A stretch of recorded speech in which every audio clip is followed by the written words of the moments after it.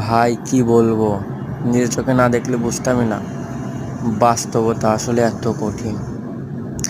আমি একটু ফাঁকে ছিলাম, তো ওই দিক দিয়ে আসতেছি, তো দেখি ছোট্ট একটা ছেলে 2 বস্তা চাউল মাথায় নিয়ে গাড়ি আনলোড করতেছে, একটা না দুইটা।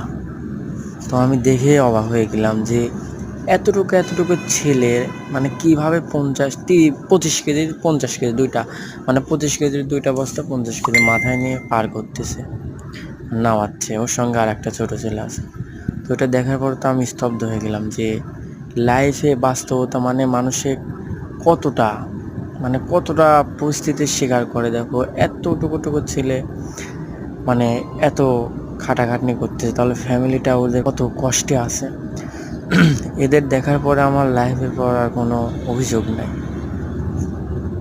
আল্লাহ তাআলা আমাকে অনেক দেখো, এখানে আর কি বলবো, একটু ভুল হয়েছে জন্য লোক এখানে গালাগালি পাচ্ছে।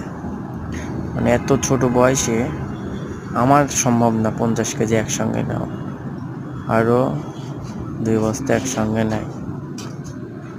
কি একটা অবস্থা! দেখার পর আমি তো অবাক হয়ে গেছি। আমি দেখার পরে ফুল অবাক হয়ে গেছি, আর কি বলবো। আল্লাহ পারে না, কি বলবো। এতটুকু চাওয়ালে এত ভারী নেওয়ার তৌফিক দান করছে।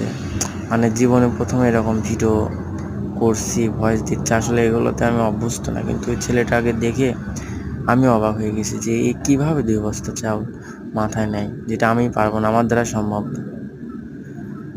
কি আর বলবো, এটাই বাস্তবতা।